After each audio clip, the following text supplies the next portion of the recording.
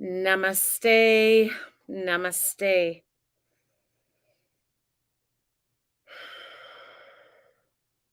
Peace morning to you all. Those of you who will watch this CardPull live and those who will watch this as the recording, namaste. This is on Facebook, YouTube, and Instagram. Yay! We made it. This is a quick card pull this morning. We have one card from the universe, and this card is coming to us with guidance as we continue to enter spring gracefully and not so gracefully, and how we can be reminded that the uncomfortable situations in life can be our greatest teachers. And are we unshaky? Are we unshaky? Are we shaky for a reason? Is that that shakiness, is that actually us stepping into our true power and commanding our power within?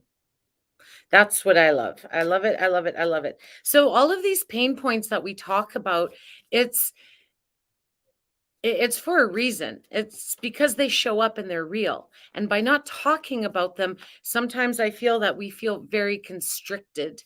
We can be very compact with all of these obstacles that show up. And what a better way to just defuse them than to talk about them and find the space, create the space within us to be able to move through these obstacles and these situations that are going to arise. So we don't always have to bury our head in the sand.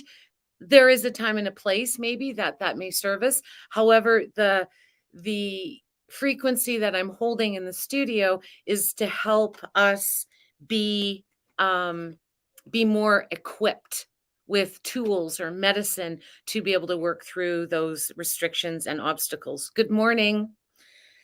Beautiful. I love it. I love it. Okay, so this morning's kind of casual. The sacred space is owning itself this morning, and the universe is saying go right to the card. And the card that jumped out is Anahata.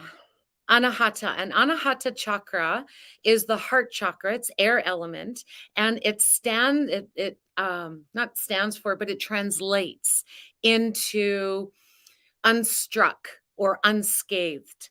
And that is the heart space that brings us devotion and self-compassion.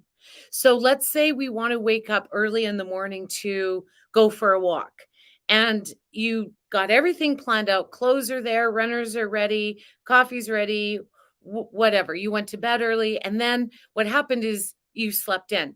So now you don't have time to go for that walk. So then what happens is there's that big internal struggle of, I'm a failure. I can't do this. I tried. Okay, I'm going to give up. Or is it, you know what? I'm going to have devotion and self-compassion through heart.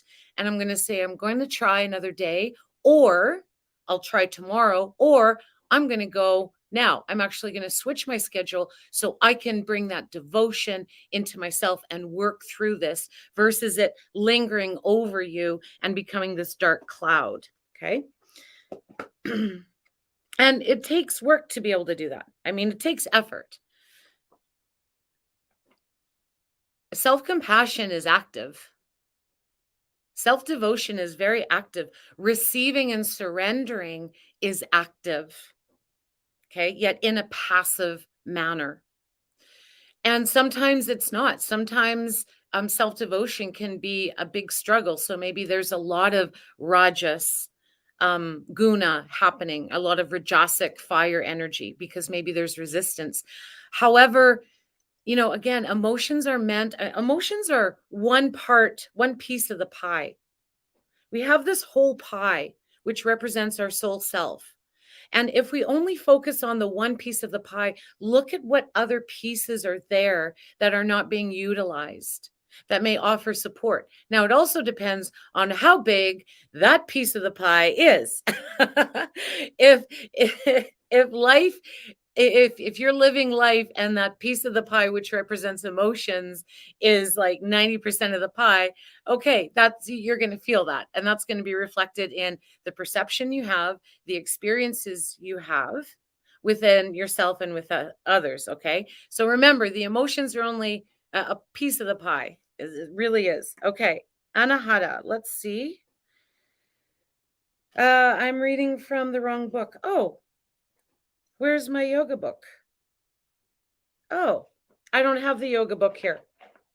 Isn't that interesting? The yoga book must be in the veranda from yesterday. Okay, well, that's okay because we don't really need the book.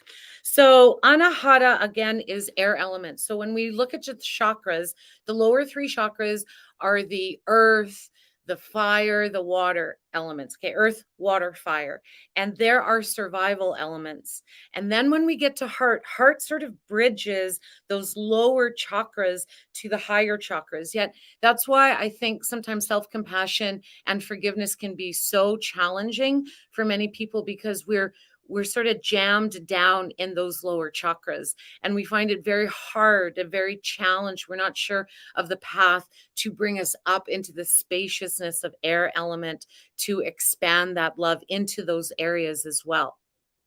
And it takes time, it takes support, it takes work, it takes surrendering, it takes learning from past experiences without judgment. And it's sort of like heart gives you that opportunity to replace the judgment with discernment, to replace the suffering with curiosity, or replace the ego with curiosity. Okay. And this all stems from, well, partly willingness and awareness. It also stems from the breath. Because when we think about the vayus, and the vayus stand for the winds, and we have um no, those are, is it pancha vayus? And it's all of the vayus, all of the direction of breath that's available to us. And it comes in many layers, and it can be related to the chakras. It can also be related to the gunas, which I explain in Guna Yoga School. And it's really quite interesting when you become willing and aware that you really are in control of the energy that you have inside of you and the direction of the energy. And this comes back to the heart center. If we're not connected to the heart, we stay, as I mentioned before, we stay jammed down into those lower chakras, and that's how we live. When there is accessibility to rise up, and that's, as you can see, heart goes into throat, which is ether, which goes into third eye, which is light, which goes into crown chakra, where we receive the oneness. And that oneness bathes, and it actually goes through the heart back down into the lower chakras. So if you're looking to open up the heart, connect to those lower chakras, and also invite the air element down, especially when you breathe out. So when you breathe out, you're pulling all of that universal energy that you just filled up with the breath in. You're pulling that universal energy with the breath out back down so it can become embodied into the lower chakras and to create some movement where otherwise it might be jammed. Wow, that was awesome. Beautiful. Thank you. Thank you. Namaste, Cheryl. Thank you for joining. Namaste, Satnam, my friend. So that is our card for today. And again, Anahata, which is the heart chakra, air element, spaciousness, brings us grace, brings us self compassion, and the ability to know that air can expand, air expands, air is spaciousness. So for those of us who feel jammed down in those lower chakras where all we feel is that we're surviving day to day, we're not really into that space of thriving, we can invite anahata. We can invite that meditation of the air to come down and bring in movement and space into those lower chakras. So then we can be better equipped, I guess you could say. We can be better expanded to move those chakras into the heart and to move heart into the chakras to create a more sense of aliveness, of self devotion, and self compassion. So then when we end up sleeping in and we miss our morning walk, we're not holding on to that bricks of, well, there I did it again. I couldn't do it. I failed myself. And we replace that feeling with self-compassion and say, you know what? When is the best time to do it today? Okay, I'm going to do it at 11 o'clock. Perfect. And then you go about your day. And what happens is just that self compassion and creativity helps you still do what you want to do, just at another time. So maybe tomorrow you get there. And that way we're not holding on to those cement bricks on our shoulders, which ends up taking a lot of space, and it's heavy. So when we think about the spaciousness of anahata, what are we filling that space with? And that's why space and heart go so well together, like not space, but air and heart. The spaciousness of air goes so well together with heart chakra, is because we want to fill our space with love. We want to fill our space with forgiveness and compassion. Why? Because that's our birthright. And it helps, again, separate all of the existence that's around you from your true self. So we're not living in this state of heaviness and worry and fear and anxiety. We're able to be in relationship with those heavier energies, because we need them. They're part of life. They're going to happen no matter what. So we might as well learn to be in relationship with them in a healthy and loving and self-compassionate way. Beautiful. I love it. That's it. That's all I got today. Short and sweet. So I will be back here Wednesday, Thursday, and Friday. GUNA Yoga School is starting this weekend. I'm so excited and so very proud of the lovelies that have registered to bring in devotion over the next 3 months, to learn ancient systems of yoga, not only to create a yoga pose and sequence and a class, also to help them create space within themselves through ancient teachings. It's going to be very powerful and very personal, very healing as well.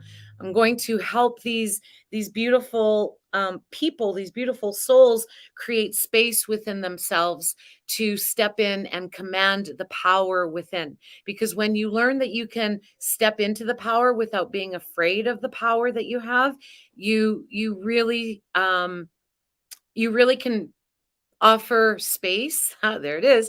Offer space to break through some barriers and some boundaries and beliefs that may have attached themselves to you. In essence, I guess the moral of the story is there is more out there. There is more out there. You can move through. And I teach that. And, sometimes part of me is like, oh my gosh, Chantel, like, what are you teaching people? And it's like, well, I'm teaching people the truth of ancient teachings. I'm not coming up with these ideas and these words just for a joke. I take this very seriously, because I've been on both sides of the fence. I've been on both sides of the bridge. I've been in that heavy state of anxiety, of depression, of stress, of limiting self beliefs, and I've been able to work through them, thankfully, with some amazing teachers and support, and most of all through willingness within myself to be able to know that I am more than everything that I've experienced. And that's what I love to teach to people, because sometimes we get lost, or sometimes we just don't freaking know. Sometimes we don't even know. So that's why the Guna Yoga School is very, very important to me. And I take it with a lot of sovereignty and reverence and sanctity in this space. And I hold this space and this container with the utmost love, grace, and respect. And I invite you to find that same love, grace, and respect within yourself. Whether you join me for the summer session of Guna Yoga or the fall session, whatever your journey leads you to, know that you are more than the experiences, and the pieces of the pie can be equal and balanced. And it all starts with willingness, devotion, and anahata. And from the anahata in my body and my life and myself to yours, I say namaste. Thank you for watching. Peace out. I love you all. Sat Nam. Please check out sheachievestudio.com. Everything is there that has to do with She Achieves Studio and what I offer, whether it's through wisdom, journey, or ceremony. You can also subscribe to the email collective, and there's lots of information there. So if you're seeking a way in to this higher self and not sure where to go, hang out at sheachievestudio.com for a little bit and take a look around and see what resonates with you. I will see you all tomorrow. Thank you for watching. Peace out. I love you all. Sat now.